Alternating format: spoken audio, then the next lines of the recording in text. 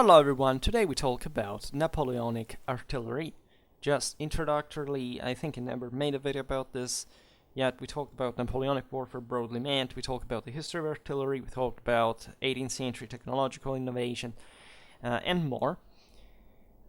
But today I would like simply to focus on the use of artillery, just per se, a bit from a doctrinal point of view, a bit from a technological one, and also from an organizational point of view, and concentrating even more on the broader meaning that the artillery usage had during Napoleonic Wars in the history of warfare, right? How truly modern it was, even ahead of its times in a way, and where did this stem from exactly? Now that I think about this, I made specifically last year a video about the properly Napoleon's contribution to the art of war, right, for the anniversary for Napoleon's 200 years death, and so there I explain a bit more broadly what, let's say, what more in general, right, what is the entire Napoleonic tactics about. And so, given that, as we will see, everything gets down much, as always, to combined arms, artillery is just part of a larger system, right, of a well-oiled mechanism that you would be surprised is not so well documented like one may think. I mean, there are of course lots of manuals about artillery dating to the Revolutionary or the Napoleonic Wars, and there is an important set of anecdotes about what this or that general said or thought, whatever. But as far as what actually happened on the battlefield in Napoleonic times, we don't have, say, like a radical certainty on it all. Just think about Waterloo, that we don't even know when it started. And there is, in this sense, a broader philosophical appreciation that I think is important when talking about military history. That is, warfare is really a subject on its own, and as such, probably an activity on its own that is fought in ways and with a practice, in fact, that often didn't leave much of a trace of the war. Like the modern approach to these topics is fundamentally like either looking at the whole picture in a general sense, like in those books, like general Napoleonic warfare in general, 200 pages from a famous publishing house, and you have like 40 of these in the last, I don't know, 40 years, because everybody wants to tell the story their own way. Right, and they are general and specific. They may be good, they may be well written and useful and so on, but they quite hardly descend properly in the sources, in the details of that. Today we will not do the latter thing, telling the truth, because talking about a Napoleonic artillery is a bit more complicated than it seems, because every country organized, especially their artillery in different ways. The number of crews, the type of, the caliber of the guns, the number of the guns themselves, one of caissons, and so on. So this would require other videos we can make, of course, about, I don't know, what the French, the British, the Austrians, the Prussians, the Russians, etc. did specifically in their own armies. For what we know, right, it's obvious that we know much better, say, French armies than Russian ones. And naturally, all these countries had a different role in the Napoleonic Wars. Of course, Britain was not so involved like Austria was, in a way, but Austria is less documented, so in relative terms. So anyway, that's all the problems that, as you can understand, would reflect also on the praxis of warfare, we can call it. On the other hand, we have, say, the technical performance, in other ways the technological thing. We like to think that, okay, I can get this number of factors, just like what was the caliber of the gun and how many were fielded, say, by a company, by a brigade, and so on. and then making the math and pretending that's the thing. Actually, when you study and so focusing, by the way, on a sort of empty box that the unit would represent, and getting everything down to technology, whereas warfare, as we will see now, was also a matter of, and is always, of course, a matter, first of all, of moral forces, and so aggressiveness, hatred, training, capacity, and properly experience, competence. And so there are many instances where the artillery was also pretty autonomous in its own employment, not just because mostly was attached naturally to some other units, but because even the stationary one, today we talk mostly about the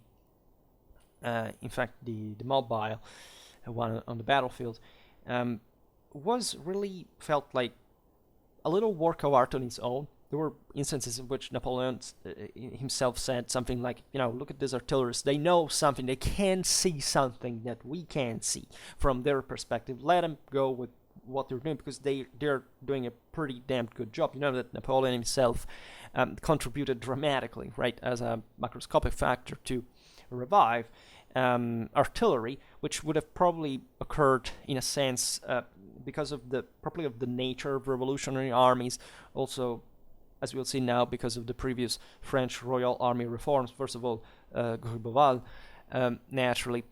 But Napoleon had probably a passion for artillery as an artillerist himself, implementing dramatically in the French army the importance of artillery. I think by 1791, to artillery proper, only 8,000 men in the entire French army were dedicated.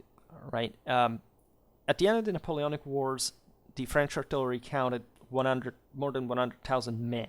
Right. So a dramatic passage. Napoleon insisted dramatically on this, and you would be surprised to know that actually French artillery in the Napoleonic Wars, compared to their enemies, was not nor more, like in terms of actual guns fielded, was nor more numerous, nor even more qualitative or powerful than the others. And this is yet another thing that, of course, demolishes the technologistic prejudice, because the stronger armies are hardly the most technological in nature. Like a country, say, as the greatest power may have also the best technological knowledge, but the practical, political, military, and social needs deriving from war oblige it to essentially dilute more that technology because of the more kind of the larger the mass, in this case, also for the first time in history, employment of troops necessary today.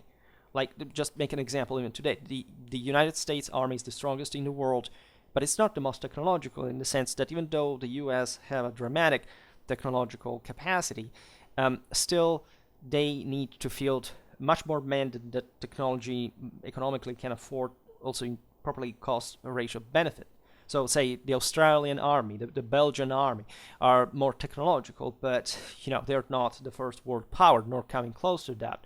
So it was like a bit like that at the time. This is particularly true for France, because essentially as a country with an enormous continental frontier, the French had essentially always to boost dramatically a tremendous, in fact, military, properly land military culture, which included traditionally the fact that the French army marched faster than any other, right? Not because it was any magic trick, but because properly the troops were forced to do that, because France was a bigger state, could enforce a much harsher discipline, and maintaining, in fact, up the excellent standards in that regard, differently from the Navy, for example. So certain things can happen in the same way if you are, for example, a smaller country but with greater pressure, such as, the Dutch, that also, because they were threatened by French invasion, were to become, as a business model of war, like between the end of the 16th and beginning of the 18th century, the most effective army in history in terms cost ratio, economically speaking. They were all mercenaries, by the way, or the Prussians, that were just an emerging nation surrounded by much more powerful enemies, France, Austria, Russia, and thus had to radically boost moral forces, and therefore, performing this disciplinary feats that included even literally showing the enemy that the Prussian soldier would always march at that step no matter what to maintain perfect alignment of the formation, whatever, even at the risk of getting more dead people. And definitely the Junker paid themselves as officers their own price during the 7 Years' War in that regard, but maintaining the highest standards in that regard. And things change eventually because, as you know, in 1806 Prussia is knocked out of the war and was surpassed by far by the French Revolutionary, and in that moment actually already probably Napoleonic imperial armies, and coming back as a nation just in 1813. So things do change. The standards are also maintained. Like during the 19th century, it's actually France that maintains the palm of the most effective army in the world, even after the defeat against the Prussians. There was some important let's say primacy attributed still to the French military, and well deservedly so. In any case, this, as you understand, corresponds to very particular adaptations, and the point in French superiority, it's just as we were saying before, Louis the 14th army was the strongest in Europe. It was innovative in every single field except technology.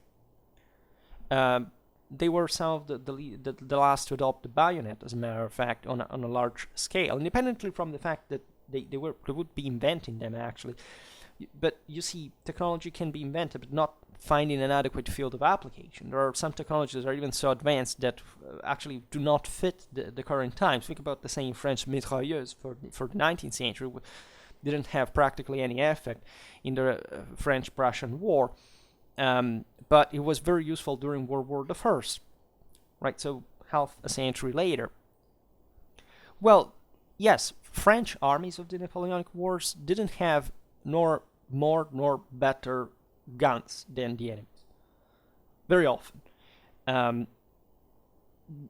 Nevertheless, they had by far the best and the most effective one, because just they had the best armies in general. Because why? Because they had a greater moral force, a greater collective training, and thus the greater this capacities, the least the need of having like an individual quality that per se, especially in these combined arms we'll see now, loses anyway, right? So the same Gribeauval reform in 1772, even though I think it was proposed 4 years before, was at the end of the 7 Years' War, in fact, and we'll talk about this now, reflects this need. Because what Gribeauval actually did was, as you know, standardizing essentially 3 types of field cannon and 1 field howitzer, and we will see it a bit more in detail, but essentially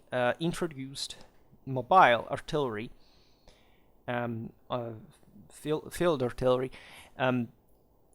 having pioneered himself in the service of Prussia and of Austria the introduction of mobile artillery, right? The same one that would be used in part against the same French. In fact, the problem of Louis XV at that point, for which he called Gribeauval and made him carry out this reform, was not just the fact that he was the most qualified, but that France had suffered importantly during the 7 Years' War of the lack of mobility of its own artillery. And great part, again, of the problem derived from this lack of standardization, the fact that French artillery had a tradition of heaviness, right? And that there was an entire doctrine in that sense to change, and proper technical changes to be introduced in the army. And that's how this was carried out, right? More of the lighter pieces were made of bronze, and the entire system was lightened, right? Gribeauval thought, for example, anything heavier than 12 pounders would be useless in open field, right? Heavier guns essentially being practical just for siege warfare and so on. So there was the the intuition there, together with, of course, a broader military culture that, again, in this difficult phases of French history, that would pave the way, in fact, to the same revolution and the more radical changes that this entailed, derived from an imbalancement, right? And so, as often big countries have, look, the difficulty of adapting on a longer scale, because they just as bigger system require greater energy to be fixed. We have seen this for same French military history in the 100 Years' War. That was basically the point, right? There was not even an actual tactical difference between the English or the French, in spite of the fact that, again, the thing of the longbows being, a literal myth has been built on it.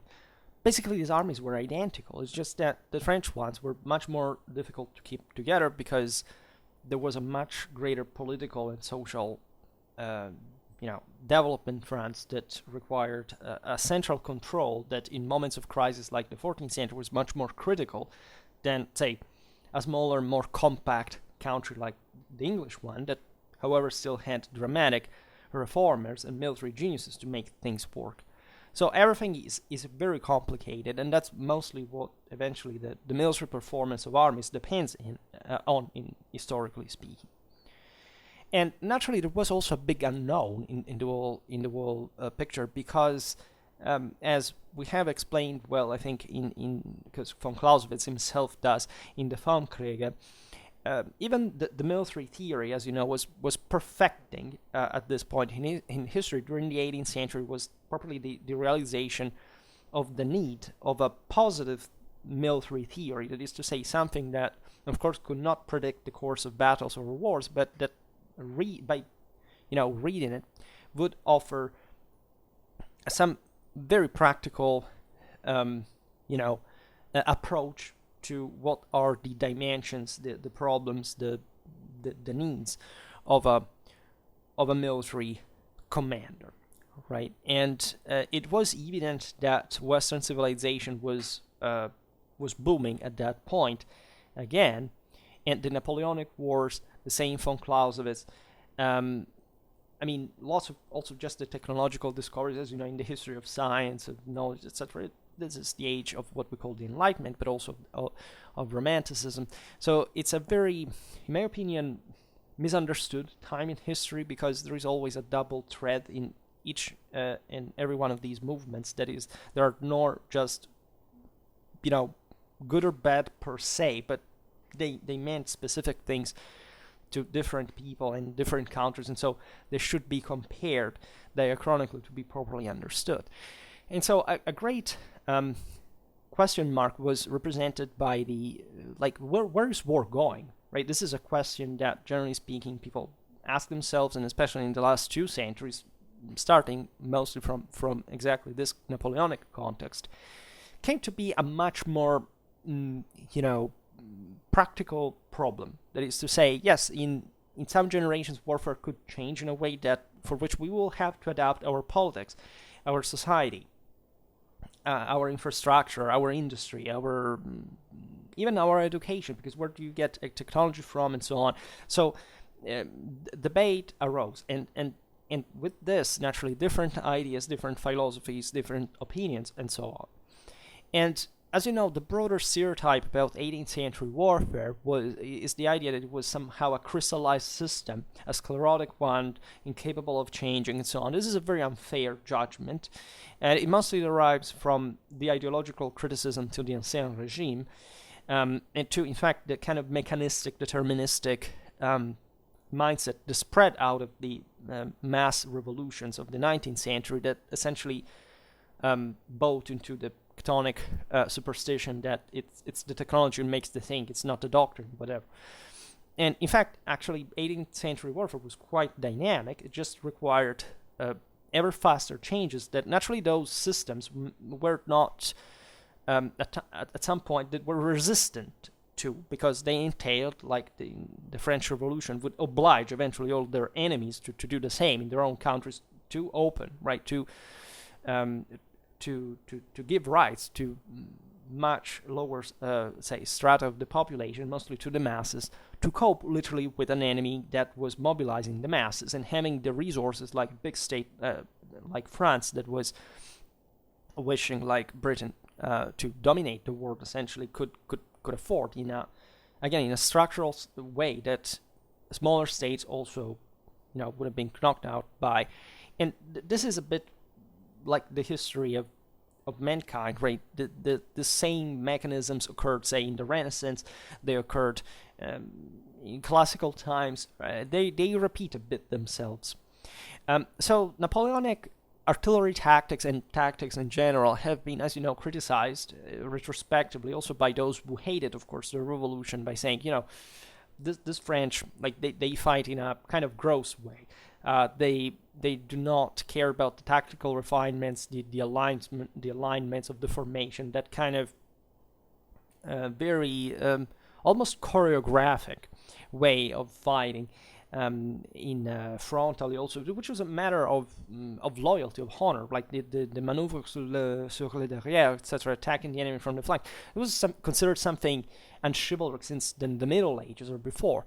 But still, the reality behind that is that armies like the French one could afford to do that simply because they were superior to the enemy, because they often marched faster, they could perform more quickly maneuver. So what you see actually in the Napoleonic Wars in terms of military culture is a blend between, in fact, the French royal military culture that, as we've seen, was top one, plus the revolutionary innovations that had brought the same enormous power to bring ever greater forces, and with unprecedented, in fact, logistical needs. I mean, literally, in the history of mankind, nobody had ever mobilized such a huge amount of resources for war. That's why Napoleonic Wars just per se triggered all these great innovations in civilization, and technologically, culture, and so on, because it was a big shock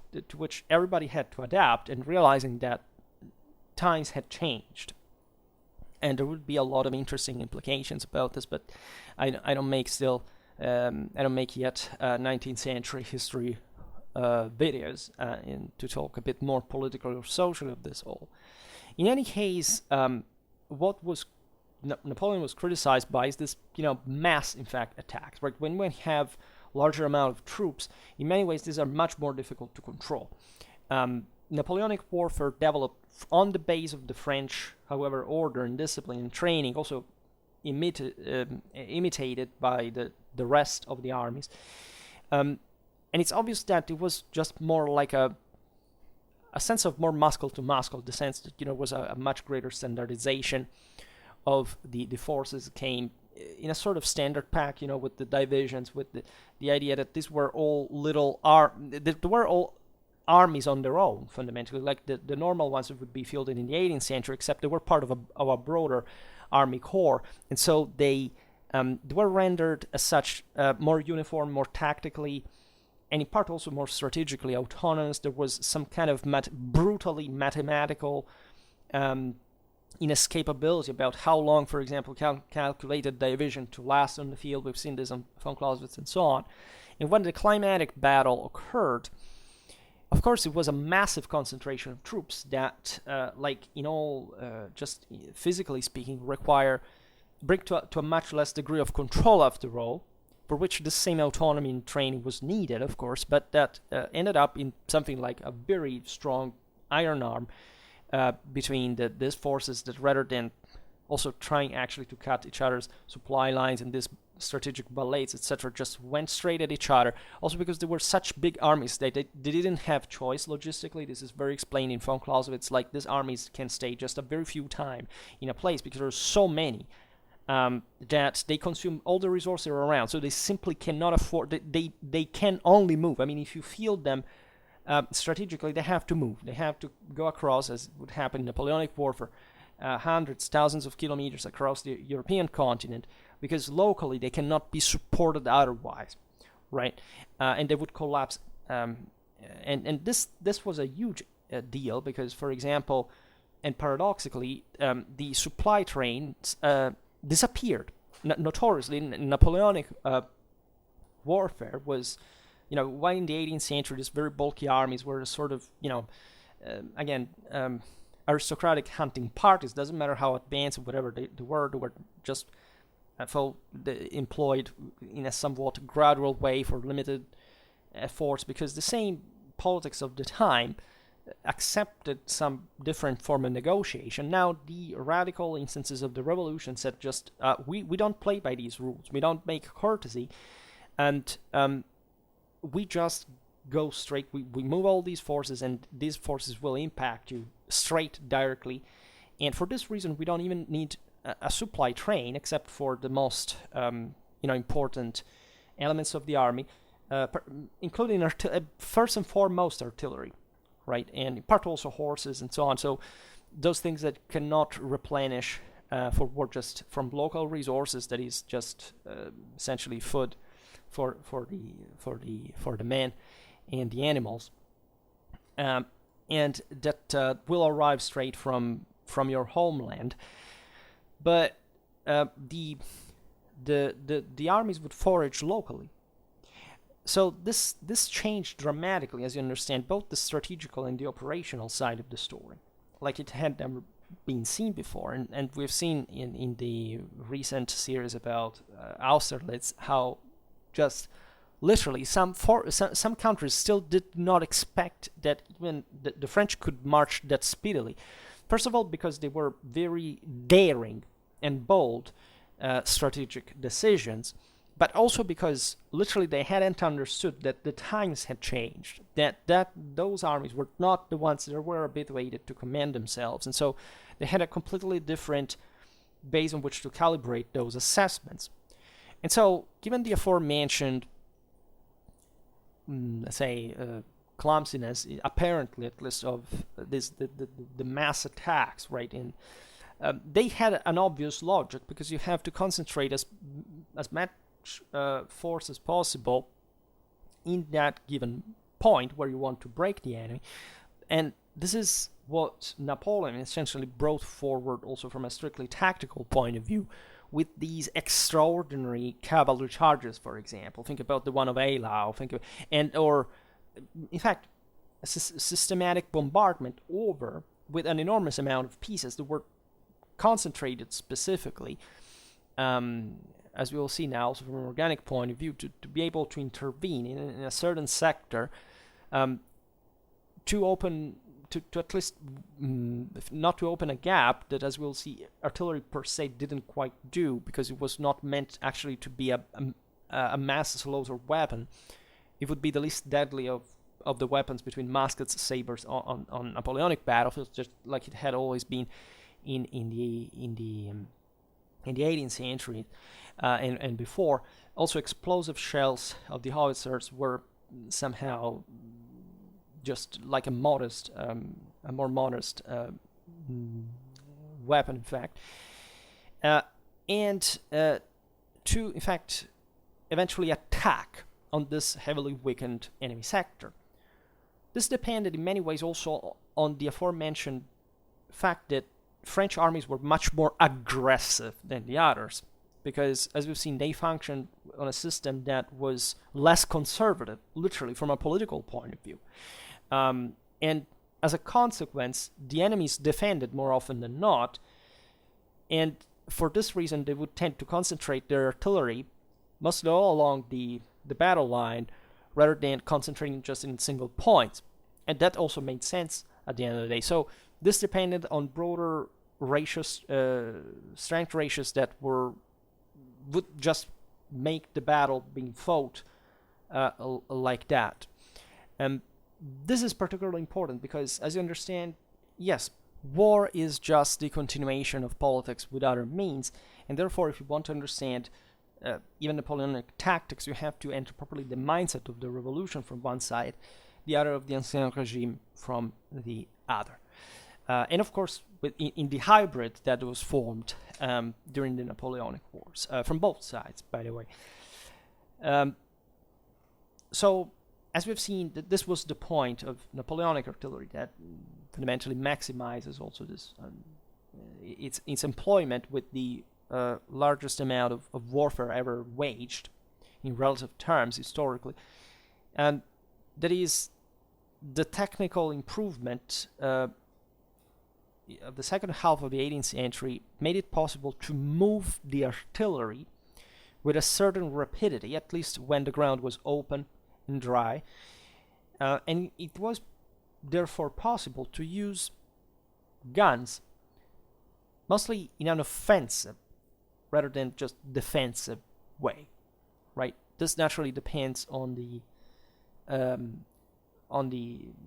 also on how you deploy guns in that regard. I mean, in the 18th century warfare, guns were mostly stationary and they were deployed given that still kind of sense of regulated warfare where you decide a battlefield, you basically arrange your guns in a way that they can eventually be focused just in that area. Napoleonic warfare was much more dynamic, and so, as we were saying before, the aggressiveness, the offensiveness, and so the necessity of moving artillery, not just strategically, but tactically, and accompanying literally the various arms, even in the front line, was crucial, right? Naturally, there was still a division between the heavier guns that were stationed in some, mostly a rare position. Generally speaking, artillery was vulnerable to the other arms. If these were too close, the enemy ones were too close to them. But as we've seen, the Napoleonic divisions were very interchangeable. They were identical to one another, at least by approximations. Thus, they could interchange each other, essentially sending an army to fight, to be eventually exhausted in some hours, and then sending another army in, right? So this is also the geography, the terrain is deeply important there, but the usage of artillery is much more fluid and adaptable to the circumstance. An important change that had greatly helped and rendered possible in the first place this mobility was the abandonment of the use of civilian drivers, meaning that it was no longer necessary to detach the pieces from the four carriers at the rear of the battlefield and then drag them into position by hand, but it was possible to use horse-drawn ones for the duration of combat, detaching them only in the phases in which the pieces were actually in use. Before this, essentially, the artillery crews were subcontracted by the monarchies at that point to some privates who basically brought the guns in the field, but they weren't military men, right? So they weren't properly trained, or they weren't properly part of the army as such. And so the officers had endlessly been complaining about these men who were not helpful, they were not properly even under military discipline. And they, of course, tended to capitalize, and also in not particularly honest ways on the business that were represented for them. And so gradually there was an effort to, for example, under Louis XV, to at least enforce a uniform on them. Until Napoleon, who, with great shock, in part also of the professional military, decided to force these private, crews in the army. They were basically forcibly enlisted. This created problems also for the same from the same private business, but welcome to the revolution, you understand what I mean. And this was the point, right? The state had a much greater power. It could enforce this in condition of national emergency, just like basically the entire Europe against France was besieged by the greatest powers at the time, to say, okay, well, under martial law we do this, and we gradually force what were at the time factually the only people, by the way, who could provide with that service, right? That immediately already were apt to that, because even for the state, asking for money to pay to train crews was something that happened later, but at the moment, and especially at the moment of the revolution, there had been that major shock. But again, it was full of these private companies that provided with that service. Okay, let's force those who already know the job well enough in the army, and so it was done. And then eventually it was regularized, under a military, military cadre, and the same artillery crew was part of the army. And as we've seen before, Napoleon exponentially increased the amount of artillery servicemen. So today we do not talk exactly about how the artillery was, manned. Again, because there are differences in all this. There were some obvious realities. I mean, the commanding officers were normally in the center of the battery. There were different companies, essentially, at least in the French and Allies armies. The companies were immobile, right? They had the guns, but they didn't have the drivers and the limbers that made up a specific train company, and when joining the others became, in this context, division d'artillerie, right? And so being called like this, the British ones were called, the Prussian ones were called brigades. The British ones were, interestingly, they had a higher number of crewsmen, for example.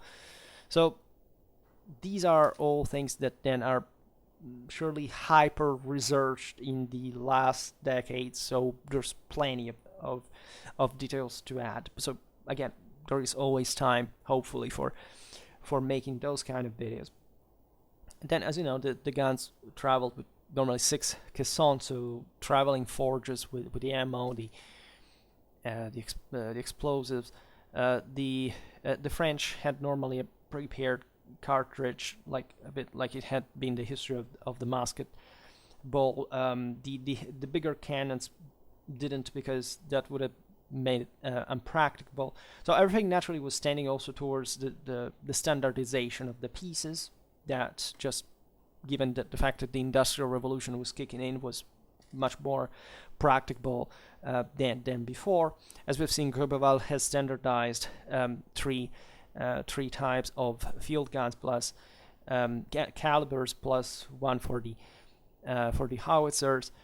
And as we were saying before, there were practically rarely more than 12-pounders in field artillery. They existed in revolutionary times, also in French army. There were countries that invested more in artillery.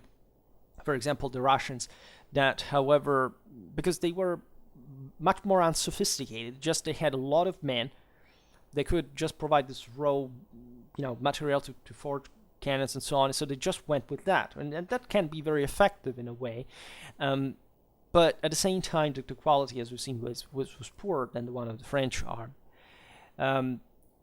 And the idea, again, was mobility. If you want to keep up with that moral superiority, and thus tactical, say also strategic initiative in general, so aggressiveness in war, you have to even sacrifice the caliber in function of in fact, availability on the field. So speed, deployability, and this can really make the difference. As you know, Napoleon was rightly fixated with time, because it was just like a clock thing. It could be counted how long it took for a division to march, to arrive, to fight, to be worn out. Those were crucial factors strategically and tactically to win some of the major, in fact, campaigns and battles of the Napoleonic Wars, right? This field artillery was mounted on field carriages, as we've seen. There is a difference between foot and horse battery, which is fundamentally whether the crew was dismounted or mounted, respectively. So this also entailed for the horse battery actually less firepower, because the horse ones rarely had more than, say, something bigger than 6-pounders. But do you want deployability? Do you want to exploit the artillery traveling fast? Well, you have to accept that you need smaller guns. And of course, you need more horses, more training. But in this sense, artillery in that case can follow the cavalry. It can literally support its action, even without infantry in practice, and with devastating effect. And the French were pretty damn good at that. And the interesting aspect of this is that, in fact, lots of crewmen were actually horsemen. I mean, they were drawn from cavalry. Why? Because a crewman was, let's say, more expensive than a horseman, right? In a sense, it was much less available. It took more time to train an artillerist than a horseman on a general basis. And thus, in many occasions, if you wanted to man effectively all those guns that, as we'll see, Napoleon, even with just some numbers, had regularly in his armies, and always sought to increase dramatically, had also to rely on kind of the majority of its own troop types, and in this sense, making it possible also through the horse batteries to, yes, having less skilled crewmen, because those would be trained to do something else, but still having more readily available artillery here and there on the battlefield, where the enemy couldn't. For the in fact, having chosen the opposite manning.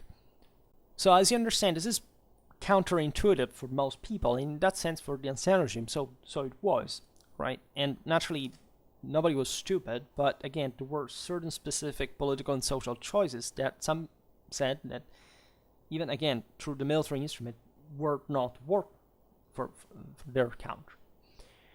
Now, the projectiles employed by the guns, as you know, varied. There were essentially three basic types: shot, canister, and shell.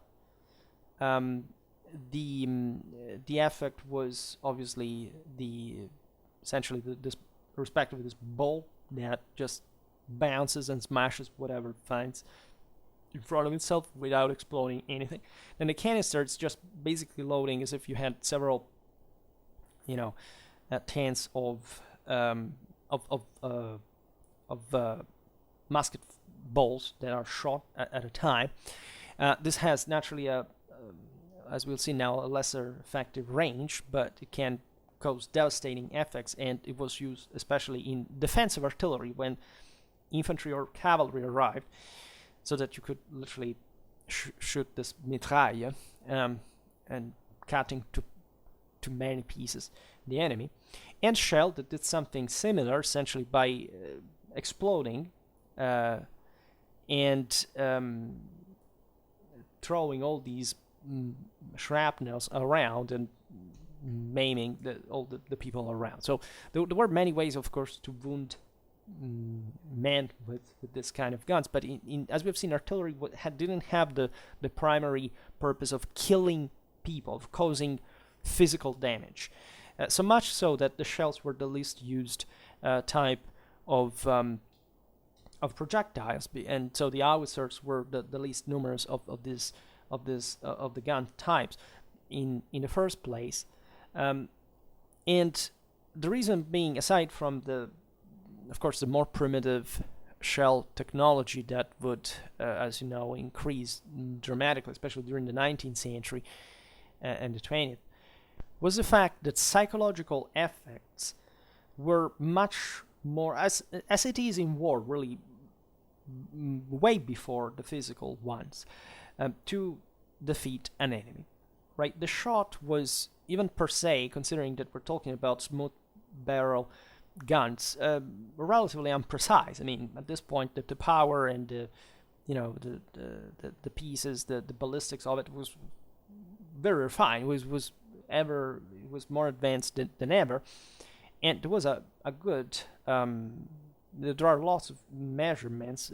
Tests were done at the same time. Lots of manuals that illustrate how you could shoot at kilometers of distance and so on. And the degrees of accuracies over the distance and so on. But the most important thing, generally speaking, was, first of all, concentrating fire against a specific formation. So they mostly aimed at the center of the formation. You know that there was this kind of circular area in which the shot fell. But a very important thing was to seek to destroy the frontal cohesion of the unit by making the file openers essentially abandoning their post. How? Essentially through the ricochet fire. In other words, it was more convenient to shoot a ball, as it was the most common artillery projectile, and make it bounce properly, making it fall in a short in front of the enemy unit, and make the ball bounce, in fact, in front of it, than actually hitting the formation and smashing people inside of it like that. Why? Well, the simple reason is that in the former way, the file openers of the formation, so the one that all the file is following and rely on, and they are the best men, etc., maintaining properly the internal order of the formation, would have time to see the ball approaching, bouncing, freaking out, and essentially getting out of the way if they thought they were to be hit by the ball. So this basically wasted most of the kinetic energy of the shot as it bounced. Of course, it could depended on the terrain as well. There were different effects.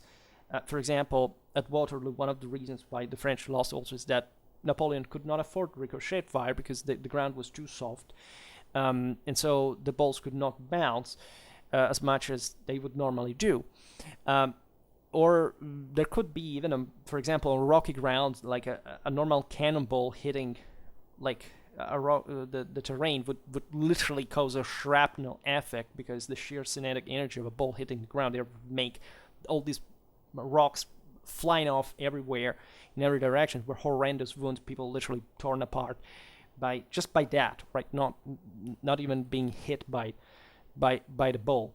But the point was really making the front ranks freaking out, right? If like 3 people had been smashing in the posterior ranks by a cannonball, it was less effective than literally scaring visually and sensorially the person that saw the ball bouncing against them. Naturally, they were hit as well. I mean, the bombardment aimed at also smashing the formation by hitting the people, but in a sense that they knew that also they couldn't quite calculate it with utmost precision, but in general, this tactics was preferred to literally hitting the enemy. Of course, it depended also the distance from which you could shoot and the degree of accuracy, right? Consider that shooting at other cannons was considered a waste of ammo, and it was not done. Right, in the French manuals, it was told that yes, you could shoot at an enemy battery only if it was just the only target. We know Wellington at some point properly prohibited his gunners to shoot at enemy batteries in principle, right? And objectively, yes, mathematically speaking, it was a waste of time. The best target was infantry. And especially for the cannonballs, so canister was something more emergential. Arguably, yes, there are some manuals saying they're good against cavalry as well, because big targets, and they can approach more quickly. And naturally, cavalry would tend through its speed to surprise artillery at some point. But still, the major target also for canister were the pretty hefty infantry regiments. So it was pretty bloody and terrifying. We would have to make a video about the experience of the Napoleonic battle. But this was the logic in general. So disordering the cohesion of the formation, of the enemy formation, before launching mass, say, cavalry charges of thousands of horsemen that literally ran over the enemy without stop, because even there the psychological impact of a cavalry charge is I don't think is inferior to shell shock or anything. It's just something that traumatizes you forever. And considered that even when they had to recreate, like when they made the video in the 70s about Waterloo, and those with most of the crew, that it was an interesting Western and Eastern Bloc cooperation, because like the Napoleonic memory was European altogether. They used lots of extras for the mass scenes, most of which were from the Red Army, right? So these were men trained to fight, mechanized warfare. Some of their officers would be even veterans of the Eastern Front. Well, when they had to shoot the scene of the, fake cavalry charge, of course, in a movie, French cavalry against the British square at the Battle of Waterloo, like when they shot the scenes, even though the cavalry, of course, was not there to charge into them, these men could not stand their post. In other words, having this terrifying sight of hundreds of horsemen just running against them was too much for the psyche of a 20th century average soldier, right? So this just to make you understand what it means just not to never commit the childish mistake of thinking that you are more capable or more intelligent than a person that lived, in this case, 200 years, but it could be 1,000, 2,000 years ago. Because the opposite is true, right? You must cope with that, existentially speaking.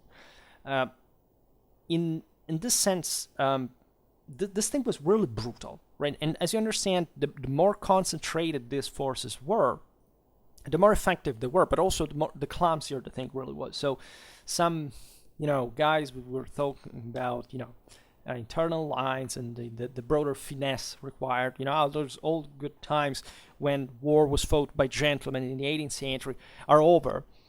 Yes, but these tactics kicked ass and changed warfare forever, because that's basically in many ways what warfare would remain, and actually evolving along that pattern. So, as you know, the Emperor, who was himself an artillery officer, attached enormous importance to cannons and never ceased to increase their proportion in armies accordingly.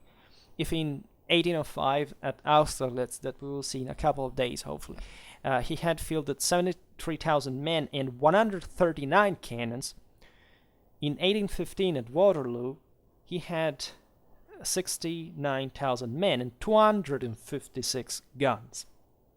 Right, and Russia was invaded with 80,000 men and 600 guns. So just to give you the idea of just how big this is, and guns cost a lot. Right, today we're habituated to field in the also much larger numbers for the equivalent scale, of course, of policies fighting against each other. But fielding something like 600 guns for a campaign, like even for a system like France, that was essentially industrializing, was a huge country and so on. Well, it was enormous. It was an enormous cost. It costed a lot, right? And all this required an immense gamble, like the 1812 campaign really was, but by far from being a mistake or useless or stupid or crazy. The 1812 campaign must be done. Napoleon didn't have any chance but doing that, right? And he could win, by the way, just as any war can be war lost by the same person. So as we were saying before, you have the solid ball fired from the field pieces, canister as a container of small shot that produce shotgun-like effect, and shells explosive charges, right? Fired, the latter solely by the howitzers. In addition, telling the truth, there were like the shrapnel shells, which were a howitzer-like shell fired from cannons, and only the British had these specifically. The rate of fire was 2 balls/3 canisters per minute. Gives you an idea. And during the battle, the artillery could advance, say, in a normal, engagement, let's say, in a large-scale divisional clash, 400 or 500 meters from the enemy, even, right? A distance that was, in any case, prohibited for the muskets of the infantry that just had a few hundred meters of effective range, and open a destructive fire that wore down the defenders, preparing the way for the attack of the foot columns. But in a sense, as we'll see now, the idea of the preparatory bombardment is the most important because it's the larger in scale and so on. But if you read the manuals, battle accounts of the Napoleonic battles, you realize that artillery operated also, of course, in much smaller clashes at dramatically close contact with the enemy sometimes. As we've seen before, cavalry could literally bring artillery with themselves now. Infantry was always sided by artillery in a way. The necessity of having the guns accompanying any arm was vital, right? That provided with a firepower that a deficient enemy could not put up with. So it was really normal, and this highlights, of course, how much combined arms are by default the norm, right? When you study warfare and you wonder in Middle Ages, but how did the crossbowmen fight together with the pikemen, together with the pavese? You have to understand that they fought, as long as they existed, constantly and exclusively in combined arms tactics. The same goes, of course, with cavalry, with infantry, because otherwise they would have not fielded it. There were times in which, of course, cavalry and infantry were political enough to cause rivalries, like the two arms doing something different from each other during the battle. This was not a positive thing in general, but they could also be so confident to achieve some result. It would happen at some level. But in this case, warfare was maximized, and its practice, of course, also during the Napoleonic Wars. Western warfare was at this point completely identical in every single country.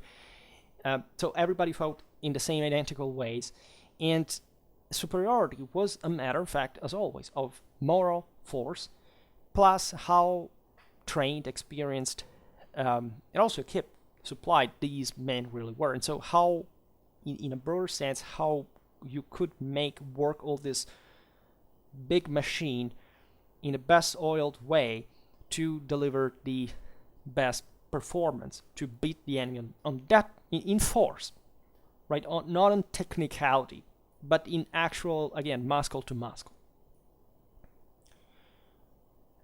So the aforementioned concept of preparatory bombardment was extremely modern in those times. Nobody had ever, maximized it, and so also conceptualized it at that scale before Napoleon. It has remained in continuous use to this very day, despite enormous changes in the way of warfare, as you understand, but also warfare is always the same, really. It's just the ways that change, but war is exclusively the same identical thing all the time, ever. And Napoleon theorized specifically the opportunity to concentrate as many cannons as possible against that sector of the front where he intended to launch the decisive attack in sequence. Again, not waiting. Again, in past times, it's not that this was not done practically, but it was done less vehemently because it was more difficult to coordinate the forces to do that, to bring as much firepower, as much men, as many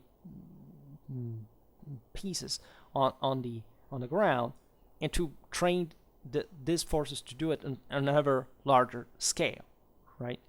And in this, it was just like Columbus' egg, right? The idea that nobody had ever thought that after all you could reach Asia through the Atlantic, right? Nobody had ever tried. He discovered the Americas, or at least he reached them and opened them to the major and more important European and conquest, and for good. But the average person wasn't like that concept was in the air.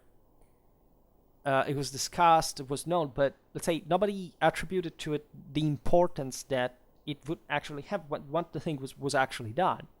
And so opening this from a little break, this huge dam, and make this enormous forces flowing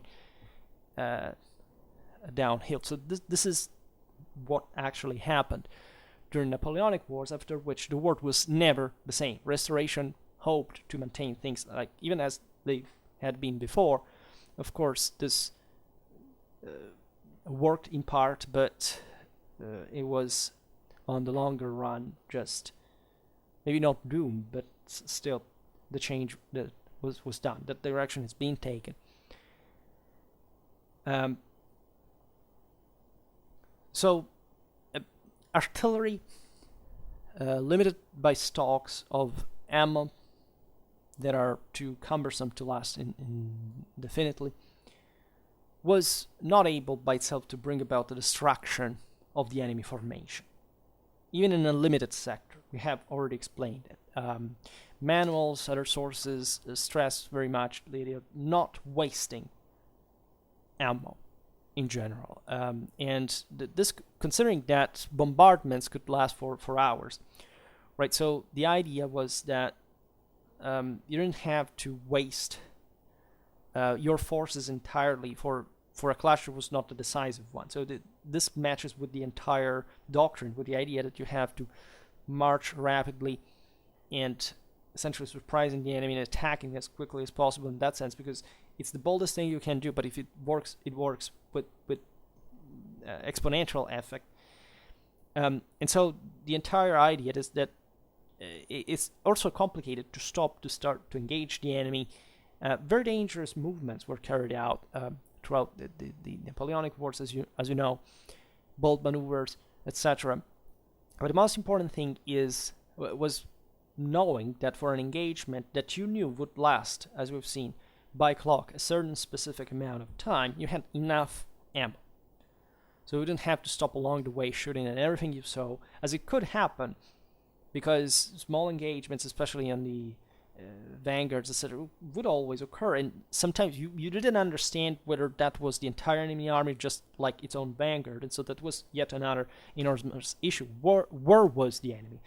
We have seen how of a significant problem was for Napoleon to know where Kutuzov was while enveloping the Austrians at Ulm in the series we started last month. So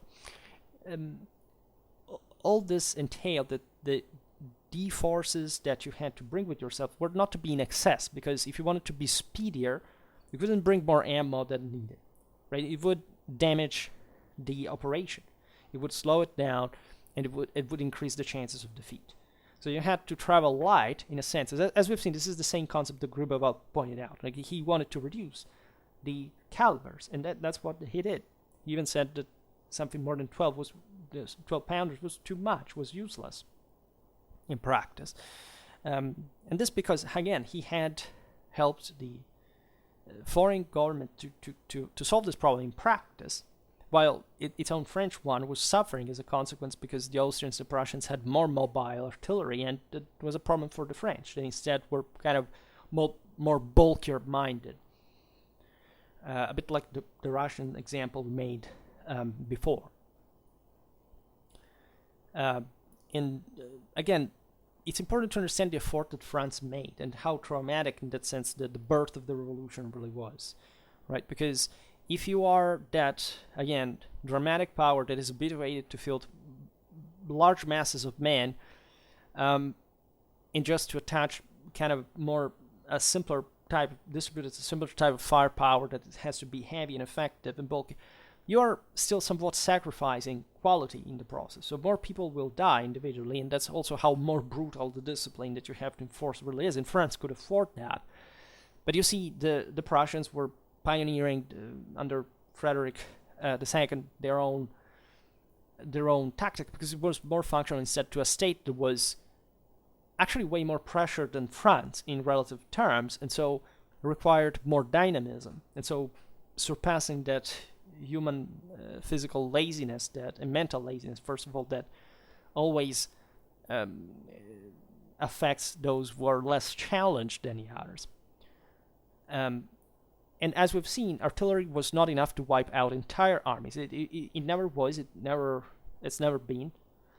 The most deadly weapon was the musket in in absolute terms of numbers deployed and so on, and then the cavalry saber. So artillery was played a major role in a sense you couldn't see, because it doesn't entail a real fight, right? As we've seen, batteries didn't take on each other. It was just this kind of, it's as if it rained. You made it difficult for the enemy, and what could happen naturally in the front lines was that dozens of men were literally, made into pulp by balls that were, by the way, by the manual saying that you have to shoot transversely, so diagonally, so that you actually can fire this by enfilade and in a front line, given that you cannot get on its very flank, because otherwise you would be in the enemy line yourself. You have to try to maximize that kind of angle, so that reduce that kind of angle, so that you can